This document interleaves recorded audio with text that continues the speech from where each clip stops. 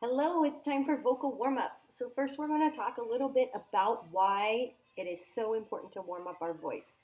Inside your neck, you actually have a muscle, a very tiny muscle called your vocal cord, and it's this little tiny, two little tiny pieces of flesh that just flap up and down really, really fast.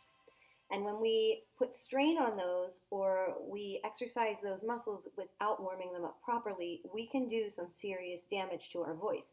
If you've ever noticed that when you go somewhere exciting and you're yelling a lot, that your throat maybe hurts a little bit the next day, or you feel a little bit of vocal strain, that is because you have overworked those muscles.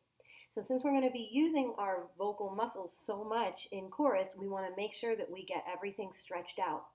In addition to that, our body really helps us by using a lot more muscles than just those. Those are the main ones.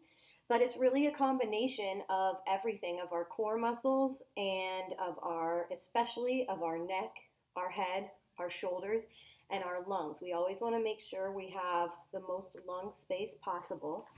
So if you are choosing to stand while you practice, you want to make sure that you are standing straight, your back is straight, that your shoulders are relaxed, your arms at your sides. And the reason we want our arms at our sides is because it opens up the most lung space possible.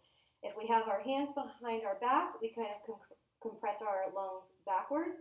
If we stand with our hands in front of us like this, we kind of compress our lungs forward, or any type of other way to stand. So at our sides, just as relaxed as possible. You also want your legs to be relaxed. We don't want our knees to lock back into position because that can actually cut off circulation. So you want your legs, even though you're standing straight, to be relaxed. And then you want to imagine that a string is pulling from the top of your head. So your neck should always feel stretched. You should always be stretched as tall as you can while still keeping your shoulders relaxed.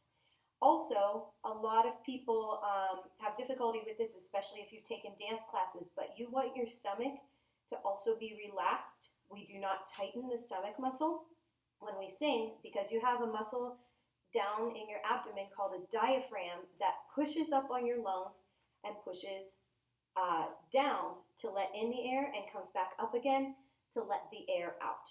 So we want to make sure that when we are singing, that we are leaving this space in here as relaxed as possible so that muscle can do its work and we're not hindering the ability to, and we're taking as much air.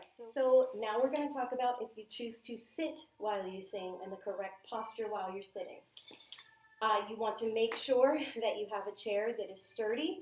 We don't want a wheelie chair because it's too easy for that to move back and forth and put our posture out of alignment. You want one that's solid on the ground. And when you sit on it, you actually sit on the edge of the chair. My back is not against the back. Sitting on the edge of the chair.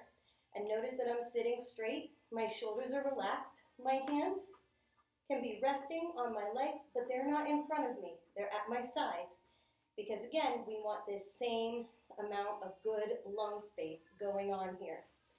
So if you're looking at me from the front, my hands are just resting lightly on the side of my legs, my shoulders are relaxed, my back is straight and tall, and I'm imagining that I have a string pulling me up.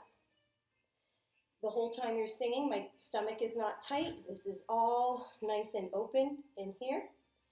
Anytime you are singing, you want to make sure you have that posture. When you're in between singing, if you need to relax and lean back into the chair, that's fine.